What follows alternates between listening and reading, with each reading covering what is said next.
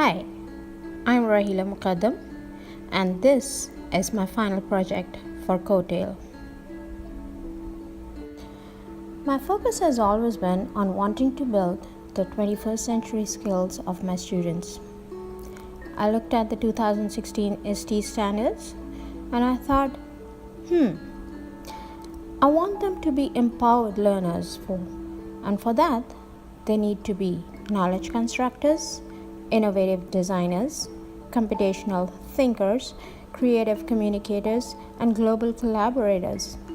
But for all that to happen, they need to be responsible, respectful, and safe digital citizens first.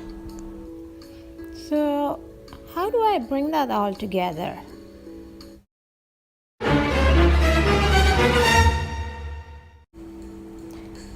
For this whole process, we used the inquiry cycle. At the beginning of the year, we started off with some unplugged activities. I wanted them to understand that technology is a tool like any other, paper and pencil, for instance. It is how we use those tools that is most important. We looked at videos from Common Sense Media, which got the students engaged because it was fun. Then, we also went over some lessons, initially using paper and pencil only. Our first unit of the school year was about beliefs and values, which fit in perfectly with being good digital citizens. As a class, we reflected on both our offline and online responsibilities. The students needed to understand their responsibilities beyond the virtual world, because the lessons they're learning now carry on for life. Now that the students understood what it means to be a good digital citizen, came the most difficult part, actually collaborating with the class online. Well, I had some ideas to begin with. One being creating a book along the lines of Choose Your Own Adventure. I was thinking of collaborating with 3 other classes, and we could use Google for keeping the notes together and also Skype to get some face-to-face experience. I sent a shout out on the Google community and I had some responses, but things didn't really work out.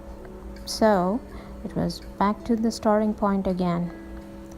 This time, I thought of keeping it simple and just use a blogging platform. I thought of using Blogger, but that was an epic fail too. Since I was not comfortable with it, my students could not get it either. Now I was almost ready to give up. In the meantime, my students had started using Seesaw, which opened up a whole new world to them. They did not just start saving their work online, but they also learned to be mindful of their writing pieces with the sentence formation and grammar. Now they are slowly understanding the concept that they are not just producing work for a good grade, neither are they writing for the teacher's eyes, but now they're writing for a wider audience. Then I saw a tweet by Patrick Holt for a class to collaborate with Daniel's grade 2 in Qatar. Here is where my actual goal of collaboration and communication started taking shape. My class started blogging with Daniel's. It took some time to take off, but I feel it is giving them an authentic experience of collaborating and communicating with an audience they have never met. Looking at Daniel's example, I got my students also to use PictoChart to introduce themselves to the second graders. In the meantime, we had a Skype session with Paul Watkins in Wales, England. The students were thoroughly engaged and wanted to know more about using Skype in the classroom. To take this further, I had sent out a message to Tanya Leclerc in Guangzhou, China through Google Communities for a mystery Skype. She got me in touch with Angela Wintner and her 4th graders. Because of sketchy internet, both of us recorded our students' questions and sent them out to each other. This was a first-time experience for my students. We had started our second unit about explorations, and the students were learning how they can gain knowledge about other countries in the world in a different way rather than through reading books only.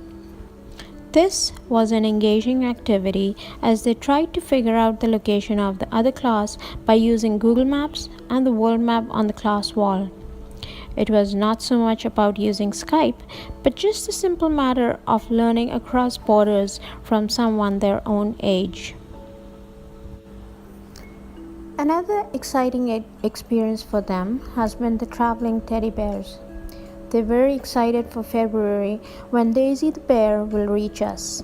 But before that, they are constantly tracking her journey by reading the Traveling Teddy Bear blog and using the map. Recently, we have started quad blogging with 2 classes from UK and 1 from Qatar. All in all, I think these students are learning how to apply the knowledge gained in the classroom for authentic purposes. Isn't that the reason to gain knowledge? The blogging experience has broadened the understanding of why we come to school, not just to learn new knowledge, which can be done by using books anywhere, but they are slowly understanding the importance of using social skills and learning through collaboration across borders.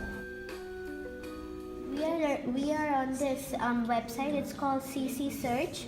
So over there you can find free photos.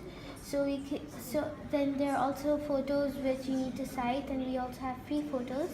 So we are also plus they gave us feedback how we could make our presentations better. 2 stars and a wish, plus a question to give our friends feedback. So 2 stars means we say 2 nice things about the friend's work, and then we give a suggestion, and then we can ask a question.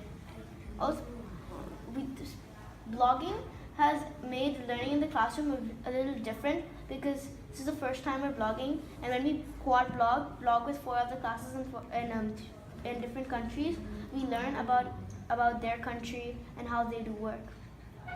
It's why blogging with 2C because we get more knowledge about the class, and we can even tell them how they have to improve their more writing skills and their words.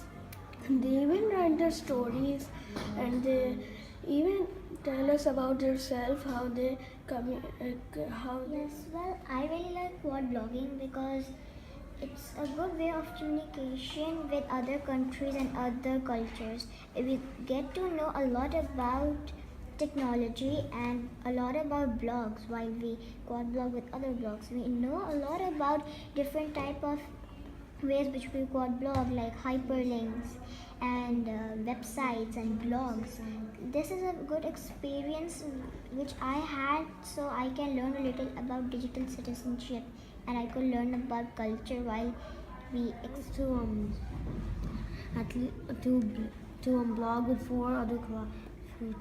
3 other classes, and it kind of helps me to give constructive feedback. I've learned that quad blogging is a really nice way to communicate with other class, just like if there are 4 classes and we are communicating, we learn more language, more culture. And I've also through chat you can create many posters, and posters like if you want to introduce yourself and upload it onto a blog or something, so you can upload it. And I think it's a really good way of learning and communicating with other classes, because we also learned how to give good and constructive feedbacks to them. I had a good time blogging with 2C because I learned about their country, and I saw their posters, and they also told some introduction about them, and I also liked their paragraphs and sentences. It has helped me because Example, like if someone asks how to make a poster on blog, I will tell him this is how you make a poster and how you The give a students comment. are now citing their works using Creative Commons and using Pics for Learning for free pictures.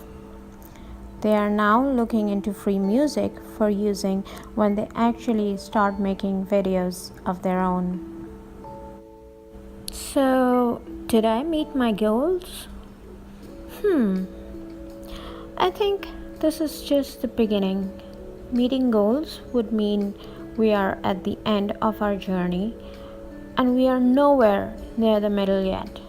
But I think we are on the right track for now. I think for next time, I would start planning with other classes before the school year actually starts. This would ensure a smooth sailing from the very beginning. I would also like to do some lessons with the parent community at the beginning of the school year so the parents know what we are doing in class and they would be able to reinforce these habits at home. Being a good digital citizen is not just a lesson or a curriculum, it is a part of who we are. With my colleagues, we should continue these conversations throughout the year. I'm planning to start an online platform for the teachers at my school where all of us could share our strengths, concerns, weaknesses, and become better citizens and grow as learners. Now, the question is, was I able to redefine my lessons? I don't think I completely redefined the unit, but I do feel I'm moving in the right direction of empowering my students to be local and global communicators, creators, and collaborators. After all, we learn from each other and reflect on those experiences to grow further. That is the greatest takeaway from COETAIL for me. Making use of the community we build around us, whether face to face or virtual, to learn and grow as individuals.